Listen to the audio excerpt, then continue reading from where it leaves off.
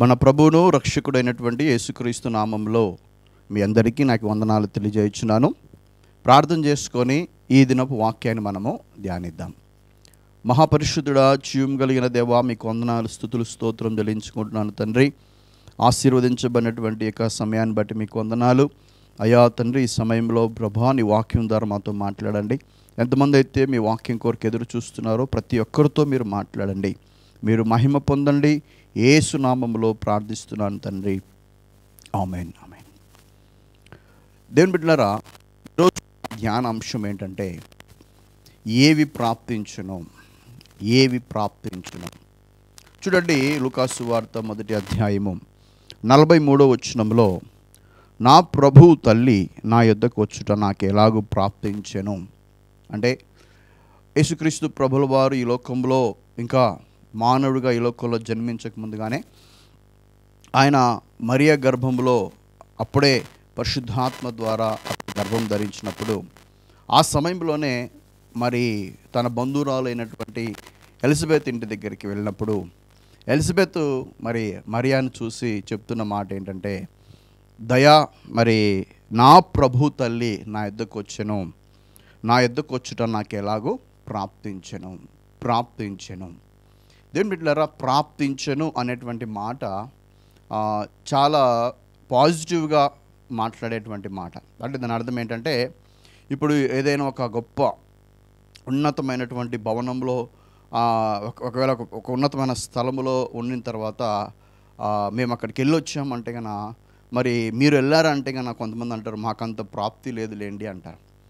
లేదా ఎవరైనా గొప్ప వ్యక్తులు మన ఇంటికి వచ్చినప్పుడు అబ్బా మీరు రావడం మాకు గొప్ప ప్రాప్తి అండి అని అంటారు. అంటే ప్రాప్తించడం అనేటువంటిది ఆ మాట ఒక దీవెనకరమైనది, ఒక ఉన్నతమైనది, ఒక ఆశీర్వాదానికి సూచన అన్నమాట. ఎవరికి ఏవి ప్రాప్తిస్తాయో అంటే అనుగ్రహించబడతాయో, ప్రాప్తించడం అంటే వారికి ఇవి మాకంత ప్రాప్తి లేదు అని అంటే దాని అర్థం అంటే మాకంత ధన్యత లేదు. సో ఈరోజు దేవుడు ఎవరెవరికి ఏమి ప్రాప్తింపజేస్తాడో కొన్ని విషయాలు వాక్యంలో నుంచి మనం చూసుకుందాం. ద్వితీయోపదేశ కాండము 28వ అధ్యాయము 2వ వచనాన్ని మనం చూసినప్పుడు, ద్వితీయోపదేశ కాండం 28వ అధ్యాయం 2వ వచనంలో, నీవు నీ దేవుడైన యెహోవా మాట వినిన ఎడల ఈ దీవెనలన్నీ నీ మీదికి వచ్చి నీకు ప్రాప్తించును. దేవుని బిడ్డలారా, దేవుని మాట ఎప్పుడైతే మనం వింటామో, దేవుని మాట ఎంతవరకు అయితే శ్రద్ధగా వింటామో, ఎప్పుడైతే దేవుని మాట శ్రద్ధగా విని ఆయన ఆజ్ఞ ప్రకారంగా మనం జీవిస్తామో, దేవుడు ఏమంటున్నాడంటే ఈ దీవెనలన్నీ కూడా మీకు ప్రాప్తించును అంటున్నాడు. నువ్వు పొలంలో దీవించబడతావు, నీ కుటుంబంలో దీవించబడతావు, నీ యొక్క ఉద్యోగంలో దీవించబడతావు, నీ చేతి పనిలో దీవించబడతావు, తర్వాత నువ్వు వెళ్ళినప్పుడు దీవించబడతావు, నువ్వు వచ్చినప్పుడు దీవించబడతావు, నువ్వు లోపలికి వచ్చినప్పుడు దీవించబడతావు, వెలుపలికి వచ్చినప్పుడు దీవించబడతావు. సో అంటే దేవుడు నిన్ను తలగా నియమించుతాడు కానీ తోకలా నియమించడు. ఈ దీవెనలన్నీ దేవుడు ప్రాప్తింపచేస్తాడు. ఎప్పుడు ప్రాప్తింపచేస్తాడంటే ఎప్పుడైతే దేవుని మాటను మనం వింటామో, దేవుని ఆజ్ఞను మనం వింటామో, అప్పుడు దేవుడు ఏం చేస్తాడంటే దీవెనలు దేవుడు అనుగ్రహిస్తాడు. దేవుని బిడ్డలారా, ఒక టీచరు తన పిల్లలకి మాట వినండి అని ఒక మాట ఎందుకు చెప్తుందంటే పిల్లల ప్రయోజనం కొరకే, అది టీచర్ల ప్రయోజనం కొరకు కాదు. పిల్లలు బాగా టీచర్స్ మాట వింటే కన్నా వారు చెప్పినటువంటి పాఠాలు కానీ వారు చెప్పిన ఇన్స్ట్రక్షన్స్ కరెక్ట్గా ఫాలో అవుతే అది పిల్లలకు దీవెనకరంగా ఉంటుందని మరి పిల్లల ప్రయోజనం నిమిత్తమై వారు ఎన్నో మాటలు చెప్తూ ఉంటారు. దేని బిడ్డలారా, తల్లిదండ్రులు పిల్లలకు మరికొన్ని మాటలు ఎందుకు చెప్తుంటారంటే కన్నా అది తల్లిదండ్రుల కోసం కాదు కానీ తల్లిదండ్రులు పిల్లల భవిష్యత్తు కొరకు. అలాగే మనకు కూడా దేవుడు దీవెనలన్నీ అనుగ్రహించాలని ఇష్టపడుతున్నాడు, ఆశీర్వాదాలు ఇవ్వాలని ఇష్టపడుతున్నాడు. ఎవరు శాపగ్రస్తులుగా ఉండాలని, ఎవరు లేమిలో ఉండాలని, ఎవరు కొరతలో ఉండాలని దేవుని చిత్తం కాదు. అందరూ దీవించబడాలి. కాకపోతే దీవించబడాలంటే దేవుని మాట మనం వినాలి. దేవుని బిడ్డలారా, ఇశ్రాయేలు ప్రజలు ఐగుప్తు దేశంలో ఉన్నారు. దాదాపు 430 సంవత్సరాల వారు ఐగుప్తులో బానిసలుగా ఉన్నారు. ఐగుప్తులో బానిసలుగా ఉన్నప్పుడు ఐగుప్తు కళాచారాలు, ఐగుప్తు యొక్క అలవాట్లు, ఐగుప్తు యొక్క పద్ధతులు, ఐగుప్తు యొక్క ఆలోచనలు వరకు ఉన్నాయి. కాబట్టి వారికి ఏంటంటే వారికి కరెక్ట్గా దేవుని ఎలా ప్రేమించాలి, దేవుని ఎలా ఆరాధించాలి, ఎలా పరిశుద్ధంగా ఉండాలి, ఎలా నిజాయితీగా ఉండాలి వారికి తెలియదు అన్నమాట. అందుకోసమే దేవుడు ఏం చేశాడు, వారికి ఆజ్ఞలు ఇచ్చాడు. దేవుడు వారికి మోషే ధర్మశాస్త్రాన్ని ఆజ్ఞనిచ్చాడు. దేవుడు వారికి చాలా రకాలమైన ఆజ్ఞలు ఇచ్చాడు. అన్ని కోణాలు మీరు మోషే ధర్మశాస్త్రంలో యూదులకు చాలా ఒకటి చెయ్యండి అని ఒక రకమైతే చేయకూడదు అని ఒక రకంగా చెప్పాడు. దేని బిడ్డలారా, దేవుడి మాట వినటం అంటే ఏంటంటే రెండు రకాలన్నమాట. ఏంటంటే దేవుని మాట వినటం అంటే దేవుడు ఏదైతే చేయమంటాడో అది చేయటం ఒక రకం అయితే, దేవుని మాట వినటం అంటే ఏంటంటే దేవుడు చెప్పింది చేయకోకుండా ఉండటము అది ఇంకొక విధం అన్నమాట. రెండు విధాలు. దేవుని మాట వినటం అంటే ఆయన చెప్పింది చేయటం, ఆయన చెప్పింది ఏది చేయకూడదు అంటాడో అది చేయకుండా ఉండడం. ఉదాహరణకు మనకు 10 ఆజ్ఞలు ఉన్నాయి. 10 ఆజ్ఞలు. దేని బిడ్డలారా, 10 ఆజ్ఞలలో మరి దేవుడు ఏమంటున్నాడంటే నేను తప్ప మీకు వేరే దేవుడు ఉండు. 10 ఆజ్ఞలలో ఏది చేయకూడదు అనే మాటలు అంటే ఎక్కువగా చేయకూడదు అనే మాటలే ఉంటాయి. నేను తప్ప మీకు వేరే దేవుడు ఉండకూడదు, పైన ఆకాశం అందే కానీ కింద భూమి అందే కానీ దేని రూపమును మీరు విగ్రహము చేసుకోకూడదు. సో అంటే విశ్రాంతి దినమును ఘనముగా ఆచరింపవలెను. సో నువ్వు దీర్ఘాయుష్మంతులు ఉన్నట్లు ఏంటి తెలుసా, నీ తల్లిదండ్రులను, నీ తల్లిని, నీ తండ్రిని సన్మానించుము. మీరు బాగా గమనించండి, ఈ రెండు అంటే ఏంటి, విశ్రాంతి దినమును ఘనంగా ఆచరించుము, తర్వాత నీ తల్లిదండ్రులను సన్మానించుము. ఈ రెండు చేయమని చెప్తాడు. మిగతావన్నీ కూడా మీరు బాగా చూసినట్లయితే ఇది చేయకూడదు, దొంగలించకూడదు, వ్యభిచరించకూడదు, నీ పొరుగువానిది ఏది ఆశించకూడదు, అంటే ఏది చేయకూడదని చెబుతున్నాడో అది చేయకుండా ఉండటం కూడా దేవుని మాట వినటం. ఈరోజు చాలామంది దేవుని మాట వినటం అంటే ఆయన చెప్పింది చేయటము కాకోకుండా చాలామంది ఏంటంటున్నారంటే ఆయన చెప్పింది చేయకూడదన్న దాన్ని ఎక్కువ మంది చేస్తున్నారు. అందుకోసమే దీవెనలు మనకు ప్రాప్తింప చేయబడట్లేదు. అందుకే దేవుడు దీవెనలు ప్రాప్తింప చేయబడాలంటే దేవుని మాట ఉన్నట్టుగా మనము పాటించాలి. యేసుక్రీస్తు ప్రభులు వారి లోకంలో సంచారం చేస్తున్న సమయంలో ఆయన ఒకరోజు సముద్ర ప్రాంతానికి వచ్చాడు. సముద్ర తీరంలోకి వచ్చిన తర్వాత అక్కడ బహుజను సమూహములందరూ ఉన్నప్పుడు అక్కడ పేతురు యొక్క పడవను తీసుకొని అక్కడ పడవ మీద ఎక్కేసి వాళ్ళందరికీ బోధించాడు. అందరు ఇంటికి వెళ్ళిపోయారు. బోధ అంతా అయిపోయిన తర్వాత ఇంటికి వెళ్ళిపోయారు. అయితే యేసు ప్రభు అంటున్నాడు, బాబు పేతురు, నాకు బోట్ ఇచ్చావు, చక్కగా నాకు స్టేజ్ ఇచ్చావు, ఇక నీ పాటికి నాకు థ్యాంక్ యూ అని చెప్పేసి వెళ్ళిపోలేదు. కానీ అప్పుడు ఏమంటున్నాడు తెలుసా, పడవను కొంచెం లోతుగా తీసుకెళ్ళు అంటున్నాడు. ఎందుకు ప్రభు అంటే చేపలు పట్టద్దా అంటే, అప్పుడు పేతురు అంటున్నాడు, ప్రభు రాత్రంతా ప్రయాసపడ్డాం, మేము రాత్రంతా కష్టపడ్డామయ్యా. అంటే రాత్రంతా మేము కష్టపడ్డామంటే దాని అర్థం ఏంటంటే మేము ఈ రోజు నుంచి కాదు, మేము దాదాపు కొన్ని ఏళ్ళ నుంచి, మాకు దాదాపు 30 ఏళ్ళ ఎక్స్పీరియన్స్ ఉంది. మాకు చేపలు పట్టే దాంట్లో మేము PhD చేసాం. కాబట్టి నువ్వు లోతుకు తీసుకెళ్ళు, పలానా పక్కకి వేయండి అని చెప్తే మీకు ఈ ఫీల్డ్లో మీకు అనుభవం లేదు కదా అని పేతురు వాద ప్రతివాదన పెట్టలేదు. ఈరోజు చాలామంది దేవుడు ఏదైనా మాట్లాడితే వాద ప్రతివాదన పెడుతున్నాడు. ప్రభా ఇది ఎందుకు, ఇది ఏం చేసుకున్నావు, లోతుకి ఎందుకు వెళ్ళాలి, కుడి పక్కన ఎందుకు వేయాలి, ఎడం పక్కన వేయచ్చు కదా అంటే దేవుడు ఒక మాట చెప్పిన తర్వాత దానిని మనం వినాలంతే.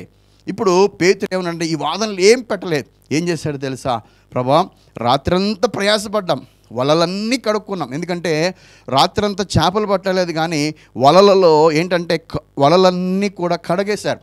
అంటే కడుగబడిన వలలు అంటే దాని అర్థం ఏంటంటే సముద్రంలో వలలు వేసినప్పుడు ఏమవుతుందంటే మరి అక్కడ ఏమవుతుందంటే అక్కడ ఉన్నటువంటి చెత్త, అక్కడ ఉన్నటువంటి పుల్లలు కానీ, గవ్వలు కానీ, ఇసుక కానీ అవన్నీ చాలా చెత్తంతో ఉంటుంది. అప్పుడు ఏమవుతుందంటే మళ్ళీ ఆ వలలన్నీ కడిగేసుకొని వాళ్ళ పక్కన మడత పెట్టేసుకొని వారు వాళ్ళ ఇంటికి వెళ్ళిపోతారు. అలాంటి కడుగబడిన వలలు వారు ఏం చేశారు తెలుసా, ఏం చేశారంటే పేతురు ఒక మాట అంటున్నాడు, ప్రభా రాత్రంతా కష్టపడ్డాం, కానీ నీ మాట చొప్పున మేము వలలు వేస్తాము. అంటే దేవుని మాట విన్నారు. దేవుని మాట వింటే ఏమైంది తెలుసా దేవుని బిడ్డలారా, అక్కడ విస్తారమైన చేపలు, అంటే వలలు పిక్కిలిపోయేంత చేపలు దేవుడు వారికి పట్టి, పేతురు మాత్రమే కాదు కానీ పేతురు పక్కన ఉన్నటువంటి తనకున్నటువంటి ఆ యొక్క చరిత్ర మామూలుగా పేతురుకి ఏం చెప్తుందంటే, పేతురుకి 5 పడవలు ఉన్నాయంట. దాదాపు అతనికి ఒక 5 పడవలు ఉన్నాయంట. అతనికి ఒకటే కాదు, చాలా పెద్ద బిజినెస్ మ్యాన్ పేతురు. అయితే చాలా కొంచెం ఉన్నత స్థాయిలో ఉన్నటువంటి వాడే. చదువు రాదు కానీ మంచి ఆర్థికంగా మంచి స్థితిలో ఉన్నటువంటి వాడే. తన పడవలు ఒక పడవగా తన పడవలు మిగతా పడవలు అన్నీ పిలుచుకొని వచ్చి ఏం చేశాడు తెలుసా? అరే ఈ పడవ అయిపోయింది, ఇంకొక పడవ నింపండి, ఈ పడవ అయిపోయింది, ఇంకో పడవ నింపండి. అంటే దాని అర్థం ఏంటంటే దేవుడు అక్కడ దేవుడి మాట వింటే దీవెన ఎలా ప్రాప్తింపజేసే చూడండి, విస్తారమైన దీవెనలు.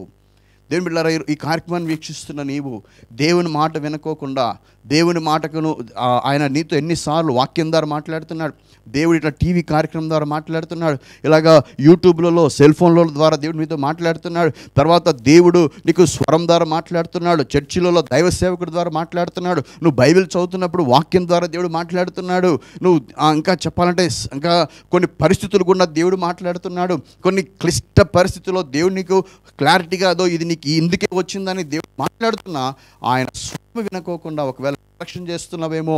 దేని బిడ్డలారా, దేవుడు మాట్లాడుతున్నాడు. ఈరోజు దేవుని మాటను విని బాప్తీసం తీసుకోకుండా ఇంకా తిరుగుతున్నావో, దేవుని మాట విని నువ్వు ఇంకా దేవుని మాట వినకుండా ఏ పాపం అయితే నువ్వు చేస్తున్నావో, ఏ వ్యభిచారం అయితే చేస్తున్నావో, ఏ దొంగతనాలు అయితే చేస్తున్నావో, ఏ అబద్ధాలు అయితే ఆడుతున్నావో, దేవునితో ఎన్నిసార్లు మాట్లాడుతున్నా నీ రహస్య పాపములు విడిచిపెట్టుకోకుండా తిరుగుతున్నావో, దేవుడు మాట్లాడుతున్నాడు. దేవుని మాట వినినట్లయితే ఈ దీవెనలన్నీ కూడా నీకు ప్రాప్తింపచేస్తాయి. సో దేవుని బిడ్డలారా, దేవుడి మాట విన్నవారికి దీవెనలు ప్రాప్తింపచేస్తాయి. పాపం చేస్తే ఏం ప్రాప్తింపజేస్తాడు తెలుసా? చూడండి, యోబు గ్రంథంలో దేవుడు నేను మాట విననంటే దేవుడి మాట వినకపోవడమే పాపం, ఆజ్ఞ అతిక్రమమే పాపం. చూడండి, యోబు గ్రంథము 31వ అధ్యాయము 3వ వచనాన్ని మనం చూసినట్లయితే యోబు 31:3 వచనంలో దుర్మార్గులకు విపత్తు సంభవించుటయే కదా, పాపము చేయు వారికి దురవస్థ ప్రాప్తించుటయే కదా. దురవస్థ అంటే ఒక దుస్థితి అనమాట, ఒక చెప్పుకోలేని దుస్థితి, ఒక దరిద్ర స్థితి అనమాట, ఒక శపించబడిన స్థితి అనమాట. దేవుడి పాపము ఒక వ్యక్తి చేస్తున్నాడంటే గన ఆ వ్యక్తి పాపం ద్వారా వచ్చు జీతం ఏంటంటే గన దురవస్థి అంటే ఏంటి తెలుసా? ఇప్పుడు చూడండి, ఏదైనా తోటలో పరిశుద్ధంగా ఉన్నంత వరకు వారికి ఏ చెమటలు లేవు, ఏ భయాలు లేవు, ఏ అనారోగ్యాలు లేవు, ఏ దిగులు లేవు, ఏ వేదన లేదు. ఏ రోజైతే ఏదైనా తోట నుంచి పాపం చేసి బయటకు వచ్చారో వారు వేదనతో చెమటతో వారు కష్టపడాల్సి వచ్చింది. తర్వాత వారు ఏంటి తెలుసా? వారికి ఆ పరలోకపు ఆనందం, పరిశుద్ధత కోల్పోయారు. తర్వాత భయం అనేది, పాపం ఎప్పుడైతే చేశారో భయం అనేది స్టార్ట్ అయింది. ఎందుకంటే ఆదామాను ఎక్కడున్నావంటే ప్రభా నీ స్వరం వినడానికి నేను భయపడుచున్నాను అన్నాడు. అంటే దాని అర్థం ఏంటి? ఒక వ్యక్తి పాపం చేస్తున్నాడంటే ఆ వ్యక్తికి ఏం మొదలవుందంటే కన్నా భయం. చూడు, అంటే దాని అర్థం ఏంటంటే పాపం ద్వారా వచ్చు జీతము చూడండి, ఏదేని తోటల నుంచి బయటకు వేయబడతాము, తర్వాత భయం ప్రారంభమవుతుంది. తర్వాత స్త్రీకి అయితే వేదనలతో నువ్వు పిల్లలకి అంటావు అన్నాడు, వేదనలు ప్రారంభించబడ్డాయి. తర్వాత ఏదేని తోట నుంచి వెలివేయబడ్డాడు, అంటే దేవుని యొక్క ప్రసన్నతలో నుంచి వెలివేయబడ్డారు. ఈ రీతిగా పాపము ఆజ్ఞాతిక్రమం పాపం ద్వారా ఏమవుతుందంటే దేవులారా దురవస్థితికి వచ్చారు. ఒకప్పుడు మంచి స్థితిలో ఉన్నారు, దురవస్థితికి వచ్చారు. అందుకే ఒకవేళ ఎవరైనా అవునండి మేము చాలా పాపంలో ఉన్నామండి, మాకు ఎలా విడుదలంటే కన్నా పాపములకు పరిహారించువాడు యేసుక్రీస్తు ప్రభుల వారు. ఎందుకంటే మన పాపముల కొరకు యేసుక్రీస్తు ప్రభుల వారు తన పరిశుద్ధమైన నిష్కలంకమైన రక్తమును కార్చాడు.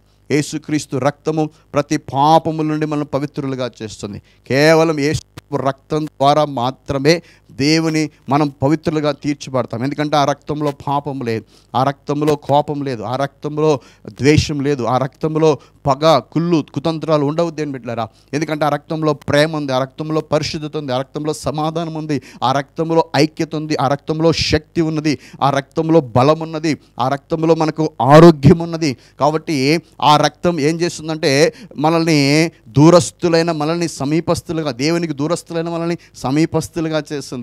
యేసుక్రీస్తు రక్తం ఏం చేసిందంటే మనల్ని ఆ రాజులైన యాజక సమూహంగా మార్చేస్తుంది. యేసుక్రీస్తు రక్తము నరకం నుండి మనల్ని తప్పించి నిత్య రాజ్యానికి వారసులుగా చేసింది. కాబట్టి ఈ కార్యక్రమాన్ని వీక్షిస్తున్న వారు ఎవరైనా ఇంకా యేసుక్రీస్తుకు దూరంగా, యేసయ్య ప్రేమకు దూరంగా తిరుగుతూ ఆయన రక్తం చేత కడబడుకోకుండా, మీ పాపములు ఒప్పుకోకుండా, దేవుని మాట వినకుండా దూరంగా తిరుగుతుంటే ఇదే మిక్కిలి అనుకూలమైన సమయము దేవుని బిడ్డలారా.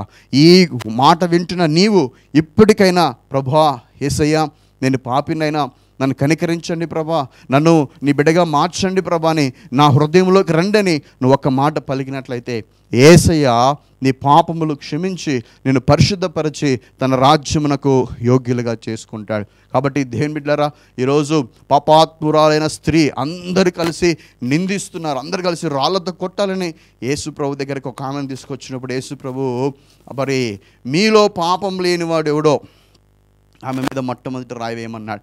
ఎవరు రాయి వేయలేకపోయారు, ఎందుకంటే అందరిలో పాపం ఉంది, అందరి రక్తంలో పాపం ఉన్నది. దేవుని బిడ్డలారా, నీకు కోపం వస్తుంది, తర్వాత ఒకరు ఎదుగుతూ ఉంటే ఏంటి తెలుసా, నువ్వు ఓర్వలేకపోతున్నావు అంటే నీ రక్తంలోనే అసూయ ఉంది. అంటే ఇది ఎప్పటి నుంచి వచ్చింది అంటే మన పుట్టుకతో వచ్చింది ఇది. అందుకే చూడండి, ఇద్దరు చిన్నపిల్లలు ఉన్నారు. ఇద్దరు చిన్నపిల్లల్ని చిన్నోడు కదా అని చెప్పేసి మనం వాళ్ళ భుజాన్ని ఎత్తుకుంటే పెద్దోడు ఏం చేస్తాడంటే నన్ను కూడా ఎత్తుకో అంటాడు. అంటే వాడికి ఆ అసూయ ఎట్లొచ్చింది అంటే నన్నే ఎందుకు ఎత్తుకోకూడదు అనే అసూయ. అంటే ఎవరు చెప్పారు అంత చిన్నప్పుడే వానికి అసూయ పడమని కదా?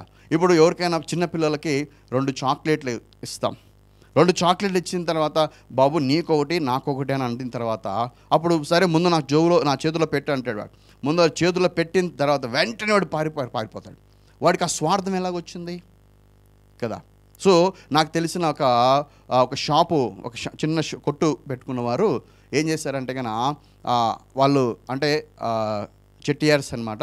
వాళ్ళు ఏం చేస్తున్నారు తెలుసా, చిన్న కొట్టు పెట్టుకున్నారు మామూలుగా. అయితే ఆ కొట్టు పెట్టుకున్నప్పుడు అందరూ వచ్చి షాప్లో తీసుకొని ఏది కావాలో కొనుక్కుంటున్నారు. ఆ షాప్లోనే వాళ్ళ అబ్బాయికి ఒక చాక్లెట్ ఇచ్చాడు. బాబు 2 చాక్లెట్లు తీసుకోరా నాయనా, అల్లరి చేయొద్దు నువ్వు ఇక్కడి నుంచి వెళ్ళిపో అంటే కన్నా 2 చాక్లెట్లు తీసుకొని డాడీ ఇది ఎందుకు డాడీ 2 చాక్లెట్లు అంటే అప్పట్లో నేను చాలా చిన్నప్పుడు నేను చూసినటువంటి సంఘటన అనమాట. అప్పట్లో ఒక చాక్లెట్ ₹10 ఉండేది కాబట్టి డాడీ 2 చాక్లెట్లు ఎందుకు డాడీ, ₹10 వేస్ట్ అవుతుంది డాడీ, నువ్వు తీసుకోని ఒకటి పెట్టుకో, ఒకటి చాలే డాడీ అన్నాడు. అంటే వాడికి అంటే డబ్బులు వేస్ట్ చేయకూడదు అనేటువంటిది ఎట్లొచ్చింది, అది రక్తంలో నుంచి వచ్చింది, ఎవరు చెప్పలేదు వాడికి. ఈరోజు చాలామంది రక్తంలో పాపం లేదంటే రక్తంలో మనం పుట్టుకతోనే మనము ఏంటంటే కన్నా పాపంలో పుట్టిన వారం, తల్లి గర్భంలో నేను పాపంలోనే మనం పుట్టాము. కాబట్టి దేని బిడ్డలారా, మన రక్తంలో పాపం ఉంది. కాబట్టి ఈ పాపం నుంచి విడిపించబడ్డానికే, ప్రతి పాపం నుంచి విడిపించబడ్డానికే యేసుక్రీస్తు రక్తం, యేసయ్య రక్తం చేత కడగబడితే ఏమవుతారంటే చూడండి, దుర్మార్గుడు క్రూరుడైనటువంటి సౌలు యేసయ్య రక్తం చేత కడగబడి సౌలు పౌలుగా మార్చబడ్డాడు. అంటే జీవితం మార్చేస్తుంది, ఆయన గుణలక్షణాలు వచ్చేసాయి కదా. ఒకప్పుడు ఆయన ఎదురుగా ఎవరైనా మాట్లాడాలంటే భయం, ఎవరు ఆయనకు సువార్త చెప్పలేరు తెలుసా. సౌలు అంతే కఠినాత్మకుడు, అందుకే మనుషులు ఎవ్వరు డీల్ చేయలేరనే యేసు ప్రభే అతన్ని డీల్ చేశాడు. అంటే యేసు ప్రభే దమస్కు మార్గంలో వెళ్తున్నప్పుడు అతనిని నేరుగా ఏం చేశాడు, ఒక గొప్ప వెలుగుతో అతను దర్శించాడు. ఎందుకంటే మానవులు ఎవరు వెళ్ళలేరు, అంత అంత ఆవేశపరుడు సౌలు. ఇప్పుడు పౌలుగా మార్చబడ్డాడు. యేసయ్య రక్తం ఒక వ్యక్తిని జీవితం మార్చేస్తుంది.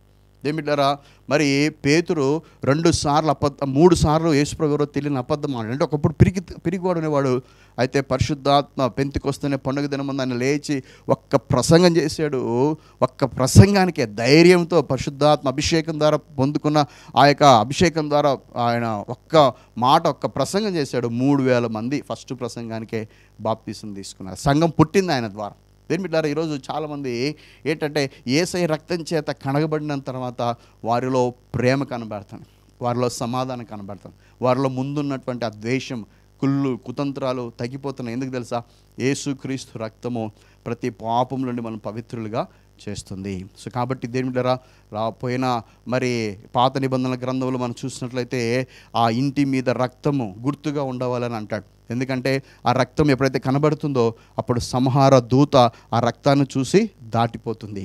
ఈరోజు యేసుక్రీస్తు రక్తమును చూసిన వెంటనే దేని బిడ్డలారా, మన మీద యేసయ్య రక్తం ఉందని ఎవరికంటే మనకు కనపడకపోవచ్చు, కానీ సాతానుకు కనబడుతుంది. యేసయ్య కనబడుతుంది, సాతానుకు కనబడుతుంది. కాబట్టి ఇది మానవ నేత్రాలకి కనపడదు. ఇది మనం యేసయ్య రక్తం చేత కడగబడ్డాం. కాబట్టి యేసుక్రీస్తు రక్తం చేత కడగబడిన ప్రతి ఒక్కరూ ఆయన మాట విని ఇంకా బాప్తీసం తీసుకోకున్నట్లయితే దయచేసి బాప్తీసం తీసుకోండి. ఆయన మాట విని దేవుని మాట విన్న వారందరికీ దీవెనలు ప్రాప్తింపచేస్తున్నాడు. రెండోదిగా చూడండి దేని బిడ్డలారా, కీర్తనల గ్రంథం 16వ అధ్యాయం 5-6 వచనాలు మనం 6వ వచనంలో చూస్తే, మనోహర స్థలములలో నాకు పాలు ప్రాప్తించెను, శ్రేష్టమైన స్వాస్థ్యము నాకు కలిగెను. అంటే అక్కడ మనం చూసినట్లయితే దావీదు భక్తుడు ఏమంటున్నాడంటే దేవుడే నాకు ఆధారము అని అంటున్నాడు. ఆ 16వ కీర్తనలో మనం చూస్తే ఆయన దేవుడే నాకు ఆధారం, నేను ఎల్లప్పుడూ సదాకాలము నా గురి నేను దేవుని వైపు నిలిపి ఉన్నాను. అంటే దేవుని మీద గురి నిలిపి ఉన్నవారు మీరు బాగా గమనించినట్లయితే మరి అదే 16వ కీర్తన 5-6 వచనాలు చూస్తే, యెహోవా నా స్వాస్థ్య భాగము, నా పానీయ భాగము, నీవే నా భాగమును కాపాడుచున్నావు. మనోహర స్థలములలో నాకు పాలు ప్రాప్తించు, శ్రేష్టమైన స్వాస్థ్యము నాకు కలిగెను. మనోహర స్థలములో నాకు పాలు ప్రాప్తించెను. మనోహరం అంటే ఒక సంతోషం, ఒక ఆనందం. మనోహరం అంటే ఒక ఉన్నతమైనది. మనోహర స్థలములలో అంటే దేవుడే నాకు స్వాస్థ్య భాగము అంటున్నాడు. అంటే నా జీవితానికి ఆధారము దేవుడే. ఎవరైతే దేవుని మీద ఆధారపడతారో, ఎవరైతే దేవుని మీద ఆధారపడి జీవిస్తారో వారిని దేవుడు ఏం చేస్తారో తెలుసా? మనోహర స్థలములలో. చూడండి, దావీదు భక్తుడు ఏంటంటే, యెహోవా నా కాపరి నాకు లేమి కలగదు. అంటే ఎడారిలో ఉన్నప్పుడు, తను ఏమీ లేని పరిస్థితుల్లో ఉన్నప్పుడు దేవుని మీద ఆధారపడేవాడు. అందుకే యెహోవా నా కాపరి నాకు లేమి కలగదు. సో పచ్చిగల చోట్ల ఆయన పరుండ చేయుచున్నాడు, శాంతికరమ జలవదిని నడిపించుచున్నాడు. అలాగా ఒంటరిగా ఉన్నప్పుడు దేవుని బాగా స్తుతించాడు, గొర్రెలు కాచుకుంటూ స్తుతించాడు, గొర్రెలు కాచుకుంటూ చక్కగా ఆరాధించేటువంటి వారు. ఏం చేస్తాడు తెలుసా? ఒకరోజు మరి సమూయేలు వచ్చి అతనిని దేవుడు మాట్లాడాడు, నేను కోరుకున్న వ్యక్తి దావీదు, నేను కోరుకున్న వ్యక్తి ఇతనే. ఎప్పుడైతే కోరుకున్నాడో దేవుడు అతను ఒక ఉన్నతమైన స్థలంలో, రాజరికమైనటువంటి ఉన్నత భవనంలో దేవుడు అతన్ని హెచ్చించాడు. దేవుని బిడ్డలారా, దేవుడిని యందు విశ్వాసం ఉంచిన వారు, దేవుని మీద ఆధారపడేటువంటి వారు, దేవుడే నాకు ఆధారము, నా దేవుడే నాకు సమస్తమని ఎప్పుడైతే కన్నా దేవుని మీద విశ్వాసం ఉంచుతారో, మనుషుల మీద కాదు, లేకుంటే డబ్బు మీద కాదు, నీకున్న పలుకుబడి మీద కాదు, లేకుంటే నీకున్న హోదాల మీద కాదు, ఏది శాశ్వతం కాదు, ఏది శాశ్వతం కాదు. దేవుడే మనకు శాశ్వతమైన దేవుడు. ఆయన శాశ్వతమైన ప్రేమతో ప్రేమిస్తాడు, శాశ్వతమైనటువంటి రాజ్యమును మనకు అనుగ్రహిస్తాడు, శాశ్వతమైన శోభాతిశయంగా దేవుడు మనల్ని ఉంచుతాడు. కాబట్టి దేవుని ప్రేమ శాశ్వతమైన, కాబట్టి ఆ శాశ్వతమైన దేవుని మీద ఆధారపడితే దేవుడు మనల్ని ఏం చేస్తాడు తెలుసా? ఆశీర్వదిస్తాడు. అంటే ఆ మనోహర స్థలంలో ప్రాప్తింపజేస్తాడు. కొంతమంది అంటారు, మేము ఒకప్పుడు దీన దరిద్ర స్థితిలో ఉన్నాం, యేసయ్య నమ్ముకున్న తర్వాత దేవుడు మాకు ఒక మంచిగా ఆశీర్వదించాడంటే, దేవుడి మీద ఆధారపడిన వారిని దేవుడు ఎప్పుడు తోకలా ఉంచుడు కానీ తలగా నియమిస్తాడు. దేవుడు ఎప్పుడు కిందివాడుగా ఉంచాడు కానీ పైవాడుగా ఉంచుతాడు. గౌరవం లేని పరిస్థితుల్లో దేవుడు మంచి గౌరవం ఇస్తాడు. ఎక్కడైతే అవమానపరచబడ్డామో అక్కడే దేవుడు మన తలగా నియమిస్తాడు. ఏ పెదవులు అయితే మనం దూషించాయో అదే పెదవులు మనకు గణపరుస్తాయి. ఎప్పుడంటే నువ్వు దేవుని మీద ఆధారపడవు. సో కాబట్టి 2 విషయాలు, దీవెనలు దేవుడు ప్రాప్తింపచేస్తాడు. దేవుని మీద ఆధారపడినట్లయితే గన దేవుడు నీకు మనోహర స్థలములలో నీకు పాలు ప్రాప్తింపచేస్తాడు. చూడండి, సామెతల గ్రంథం మీరు చూసినట్లయితే 13వ అధ్యాయము 18వ వచనం మనం చూసినట్లయితే, సామెతల గ్రంథము 13:18 చూస్తే, శిక్షను ఉపేక్షించువానికి అవమాన దారిద్ర్యములు ప్రాప్తించును, గద్దింపును లక్ష్యపెట్టువాడు ఘనత నొందును. శిక్షను ఉపేక్షించువానికి అంటే ఎవరైనా పెద్దలు మనల్ని శిక్షిస్తున్నారో, లేదా మనల్ని ఏంటంటే ఒక మాట అంటున్నారో, ఒక మాట అనిన తర్వాత వాళ్ళు మన మేలు కొరకు, మనం బాగుపడడానికి కోసం మన తల్లిదండ్రులు కానీ, లేకుంటే మన యొక్క టీచర్స్ కానీ, లేకుంటే మన సేవకులు కానీ, లేకుంటే మన శ్రేయోభిలాషులు కానీ, మనల్ని ప్రేమించేవారు, మన స్నేహితులు కానీ, ఎవరైనా మనల్ని ఒక మాట అంటే అంటే ఏదైనా మనం గద్దించినప్పుడు దానిని స్వీకరిస్తే ఏమవుతుందంటే ఘనత ప్రాప్తిస్తబడుతుంది. అయితే నేను ఒకరొక మాట నేను సహించను, నన్ను ఎందుకు ఇన్ని మాటలు అంటున్నారంటే శిక్షను ఉపేక్షించువానికి అవమాన దారిద్ర్యములు ప్రాప్తించును. కాబట్టి ఈ కార్యక్రమం చూస్తున్నారు, ముఖ్యంగా ఈ కాలం చిన్న పిల్లలు, యవనస్తులు ఒక మాట అంటే పడలేకపోతున్నారు. ఎందుకంటే నెత్తికెక్కిన తరం అన్నమాట ఇది. సో ఇప్పుడు స్కూల్స్లో కూడా ఏం చేశారంటే అసలు మమ్మల్ని మా పిల్లల్ని అసలు కొట్టద్దు, గవర్నమెంటే ఒక చట్టం తీసుకొచ్చేసింది, పిల్లల్ని ఏంది మమ్మల్ని కొట్టద్దు, పిల్లల్ని ఏం చేయొద్దు అని. కానీ బైబిల్ చెప్పలేదండి. బైబిల్ ఏంటంటే నీ బాలులను శిక్షించడం మానకము అన్నది. మానద్దు, వాళ్ళని శిక్షించడం అంటే కఠినంగా ఏదో వాళ్ళని ఇంకా కోపంతో ఆవేశంతో కాదు, వాళ్ళని బుద్ధి చెప్పండి. బెత్తం వాడిన కుమారుడు తండ్రికి విరోధి అవుతాడు, తల్లికి విరోధి అవుతాడని. కాబట్టి దేని బిడ్డారా, మనం శిక్షించాలి. అయితే దావీదు భక్తుడు ఒక మాట అంటాడు, అభిషక్తుడు నన్ను కొట్టుట నాకు తైలాభిషేకం. అంటే నన్ను అభిషేకం పొందిన వారు నన్ను కొట్టినా నాకు తైలాభిషేకం అంటే కొట్టడం అంటే ఊరికే కొడతారండి? కొట్టరు. వాళ్ళు ఏదో తప్పు చేసినప్పుడు అది అభిషక్తులు కొట్టడం అంటే మామూలు విషయం కాదు కదా. వాళ్ళ దృష్టిలో ఏది కరెక్ట్ అనిపిస్తుందో అది వారు కనబడినప్పుడు వారు ఖచ్చితంగా గద్దిస్తారు, వారు ఖచ్చితంగా సరి చేస్తారు. అప్పుడు ఆ గద్దింపును స్వీకరించినప్పుడు ఏమవుతుందంటే ఘనతను మనకు ప్రాప్తింపచేస్తాడు దేవుడు. సో ఘనత దేవుడు మనకు ప్రాప్తింపచేస్తాడు. చూడండి దేని బిడ్డలారా, సామెతల గ్రంథము 21వ అధ్యాయం 5వ వచనం మనం చూసినట్లయితే, సామెతల గ్రంథము 21వ అధ్యాయము 5వ వచనం చూసినట్లయితే, శ్రద్ధ గలవారి యోచనలు లాభకరములు, తాలిమి లేక పని చేయువానికి నష్టమే ప్రాప్తించును. ఏమి ప్రాప్తిస్తాయంటే శ్రద్ధగా పనిచేసేవానికి లాభాలు వస్తాయి, ఏదైనా ఆచి తూచి ఆలోచించి చేసేవాడు. అయితే వెనక ముందు ఆలోచించుకోకుండా తాలిమి లేక అంటే ఇది హరిబరిగా, అంటే ఒక ముందుకి వెనక్కి ఆలోచించుకోకుండా, అంటే ఏంటి, ఇప్పుడు ఈ డిసిషన్ నేను తీసుకుంటున్నానంటే, ఈ నిర్ణయం తీసుకున్నాను, దీని ద్వారా వచ్చే పరిణామాలు ఎలా ఉంటాయి ఆలోచించుకోకుండా, తాలిమి లేక, అక్కడ ఒక హద్దు లేకోకుండా, ఒక స్థిరత్వం లేకోకుండా బాగా కష్టపడతారు, కానీ దానికి ఏ ప్రయోజనం ఉండదు. ఈరోజు చాలామంది శ్రద్ధగా పనిచేసేది నేర్చుకోవాలి. శ్రద్ధగా పనిచేయడం అంటే ఒకటి ఆలోచించుకోవాలి. ఒక రూపాయి పెడుతున్నామంటే దానికి ఒక 10 సార్లు ముందు వెనక ఆలోచించుకొని దీని ద్వారా ప్రయోజనం ఏంటి అని ఆలోచించుకొని, అది మన కుటుంబానికి ప్రయోజనమా, నాకు ప్రయోజనమా కాదా అని ఆలోచించుకోవాలి. లేదా ఇప్పుడు ప్రస్తుతానికి ఇది అవసరమా అని మనం ఆలోచించుకోవాలి. తాళమి లేక మరి పని చేయువానికి నష్టమే ప్రాప్తించు. ఇప్పుడు చాలామంది అడుగుతున్నారు, ఫైనాన్షియల్గా మేము చాలా ఇబ్బంది పడుతున్నాం, నష్టాలు వస్తున్నాయి ఏంటి అంటే, బిడ్డలారా మీరు బాగా గమనించండి. ముఖ్యంగా మధ్య తరగతి కుటుంబాలు, మిడిల్ క్లాస్ ఫ్యామిలీస్ వరకు ఒక ఉన్నత స్థాయిలో వ్యాపారం చేస్తూ ఒక ఉన్నత స్థాయిలో ఉన్నటువంటి వారికి వారు ఏదో ఒక రకంగా మేనేజ్ చేసుకోగలుగుతారు. కానీ మధ్యతర స్థితిలో ఉన్నటువంటి వారికి చిన్న చిన్న షాపులలోకి వెళ్ళి ఆయా టయానికి ఆ సరుకులు తీసుకొని రావటం అది వారికి చాలా మేలు. అయితే ఇప్పుడు ఏంటంటే ఎక్కువ షాపింగ్ మాల్స్ వచ్చేసాయి. ఇప్పుడు అన్ని బిగ్ మాల్స్ వచ్చాయి. షాపింగ్ మాల్స్ వెళ్ళడం తప్పు కాదు. అయితే ఇప్పుడు షాపింగ్ మాల్స్కి చిన్న షాప్కి ఏంటంటే, చిన్న షాప్లో మనకి ఏది అవసరం అది కొనుక్కుంటాం. కానీ షాపింగ్ మాల్కి వెళ్ళినప్పుడు మనమే వెళ్తాం కాబట్టి మనం 2 వస్తువుల కాలను వెళ్తాం. అక్కడికి పోతే అవన్నీ చూసేసరికి ఎక్కువగా ఆకర్షించబడతాం. తర్వాత మనకి చిన్న షాపులో నెలకు ఒకసారి 2 సార్లు వెళ్తాం. షాపింగ్ మాల్స్కి అయితే వారానికి ఒకసారి 2 వారాలకు ఒకసారి వెళ్ళి అక్కడ 100 రూపాయలు పెట్టాల్సింది అక్కడ అనుకోకుండానే మరి దాదాపు 1000 రూపాయల దాకా పెట్టాల్సి వస్తుంది. అలా డబ్బులు చాలామంది నష్టపోతున్నారు. సో మిడిల్ క్లాస్ ఫ్యామిలీస్ ఏం చేయాలంటే దాని గురించి ఆలోచించుకొని ఏం చేయాలంటే శ్రద్ధగా దేవుడు మనకి ఇచ్చిన ఈ ధనమును ఎలా ఉపయోగించుకోండి. షాపింగ్ మాల్స్ వెళ్ళడం తప్పని చెప్పలేదు, మంచిగా ఉన్నప్పుడు వెళ్ళండి. దేవుడు మీకు మంచి స్థితి వచ్చినప్పుడు అప్పుడు వెళ్ళండి. ది మోస్ట్ ఇంపార్టెంట్ అక్కడ కూడా ఊరికే చూసేసి ఏది అవసరమో అది మాత్రమే మనం తీసుకోవాలి. ఎందుకంటే మరి ఆకర్షణలు, ఎందుకంటే అక్కడ చాలా ఇంపుగా ఉంటాయి కాబట్టి, చాలా అట్రాక్టివ్గా అన్ని పెడుతుంటారు కాబట్టి మనము ఏంటంటే ఎక్కువగా మనము అక్కడ తీసుకోకుంటాం. అయితే దేవుని బిడ్డలారా జాగ్రత్తగా గమనించండి, శ్రద్ధ గలవారి యోచనలు లాభములు ప్రాప్తింపజేస్తాయి. సో కాబట్టి ఈరోజు మన జీవితంలో దేవుడు మాట్లాడుతున్నాడు. నువ్వు దేవుని మాట వింటే దేవునికి దీవెనలు ప్రాప్తింపజేస్తాడు.